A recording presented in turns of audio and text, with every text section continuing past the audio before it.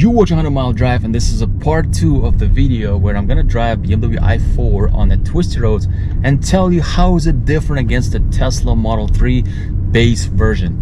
Well, guess what? I'm already on the twisty roads, and let's do it. I'm gonna floor it. I'm in a sports mode, listening to Hans Zimmer, and I'm gonna take some corners. All right, so immediately what I want to say about the BMW i4, that of course it's very well planned. You know, it has a BMW DNA where it's very stable through the corners, but there's a big but, right? How is this different than, let's say, a regular 4 Series? Well, let me tell you this, it feels the weight. This car, first of all, it's on the 225 tires. Of course, if you want, you know, better handling car, you need the M Sport with the wider tires in the rear. But nevertheless, let's just take tires out of the equation. This car feels the weight, where the regular 4 Series feels more agile through the corners.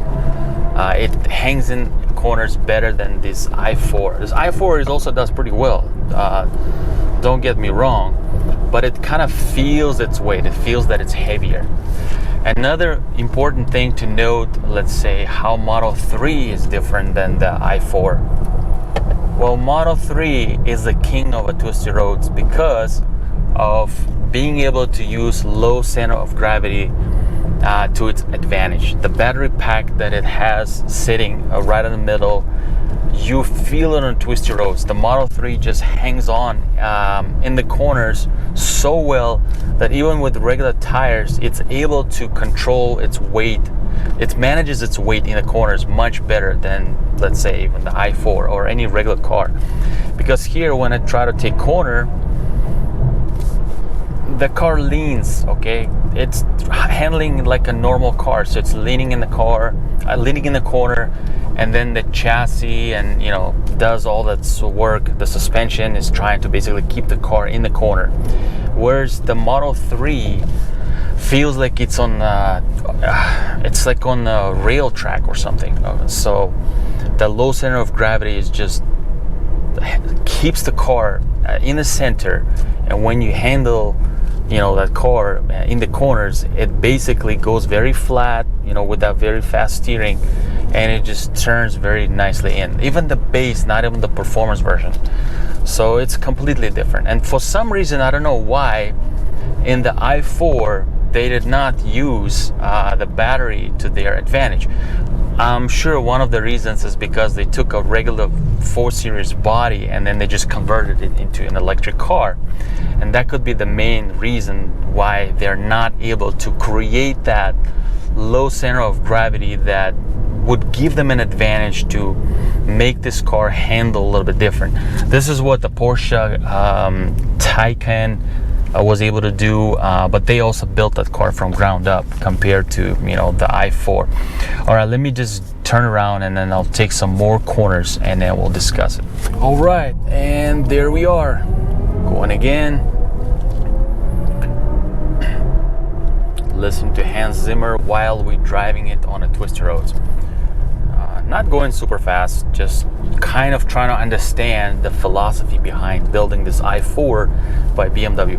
And like I said, what I feel here is that they basically just converted a regular 4 Series. I mean, it's no rocket science what I'm trying to tell you, but I was curious how they would manage that battery in this car. And what I can see, they are trying to manage this weight because this car is significantly heavier than the regular 4 Series, and it is stable, it is planted. The weight helps to keep this car planted, but at the same time, you know, in a little bit faster corners, this car feels the weight. It feels the weight. It's a little less agile than the regular 4 Series, just your basic 4-cylinder 4 Series. And Tesla Model 3, on the other hand, the car that's built from ground up, using that battery to its advantage, where that low center of gravity could be, you know, experienced on these twisty roads. And that car, you can really go much faster, much faster. You know, you don't even want to go that fast on the public roads for sure. So nevertheless, you know, enjoying this i4. I mean, it's still a fun tossable car. You can enjoy it on, you know, city, highway, canyon roads. This car will do really well. If somebody brakes in front of you, it's definitely a safe car.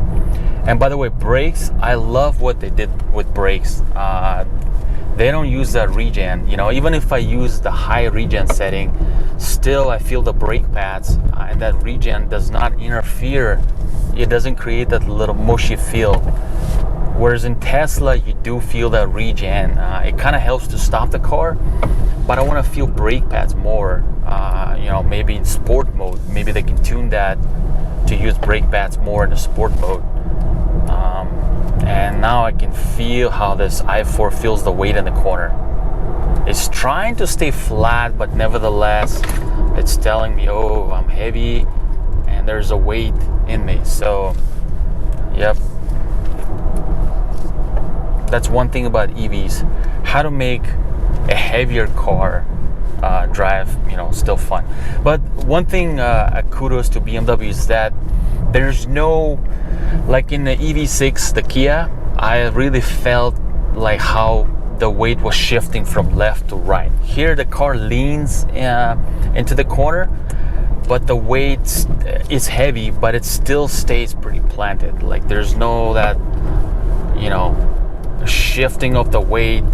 Yeah, it does pretty well. And I think if you take the M Sport with the wider tires, the car will do even better, for sure. So there you go. This is the i4 on a twisty roads. A fun car to drive, but totally different than the Model 3. All right, now let me go ahead and summarize it, and I'll tell you which car is overall more emotionally satisfying. All right, and I just finished driving BMW i4 eDrive35 on a twisty roads. Basically, I spent the whole day with this car, and here we are. I want to make my final conclusion. Which car is more emotionally satisfying? Tesla Model 3 rear-wheel drive version, a base model, or this base BMW i4? So it goes like this. It really depends who you are. Now, if you're the person who values comfort, who values, you know, that premium drive feel, quiet cabin, more mature ride, all right, then the BMW i4 is definitely for you. Now, people who buy Tesla, of course, most of them don't even realize that Tesla Model 3, even the base one, is really a true driver's car. It's a pure EV, literally for enthusiasts. But most people, you know, buy it because their neighbor has Tesla and told them about it. Their coworkers have Teslas because Elon Musk owns Tesla. Like, most people, I would say 80% who buy Tesla don't even realize that, you know, that's a much more capable car, you know, than just an EV, because it really drives like, you know, like a 911. I like to say that, with this low center of gravity where it's pretty much stuck to the road, and the only way to appreciate it is actually drive it on twisty roads. Wow, this is like amazing, the speed it can bring in. And like I said, not going super fast, but I'm thrilled the way it's capable to take these corners. The chassis stays flat. Steering is super direct. Like, I don't even have to do much with the steering. It just goes. So if you're the person who you know, want that pure EV experience, of course, you also that tech savvy, you like all these features that, you know, with every update you have all these different, you know, streaming apps, you have your dog mode, summons, you know, all these different things that Tesla has. I can't even list them right now.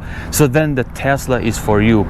And as far as which car is emotionally satisfying, well, Tesla Model 3 is emotionally satisfying, but more emotionally satisfying, but it doesn't mean the i4 is a worse car. i4 is certainly for those who have the type of a character who would prefer a car like this. Like I said, it's a more premium, more luxury car and more mature car.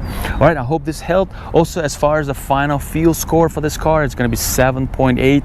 I'm going to give those points, like you know, extra points for it.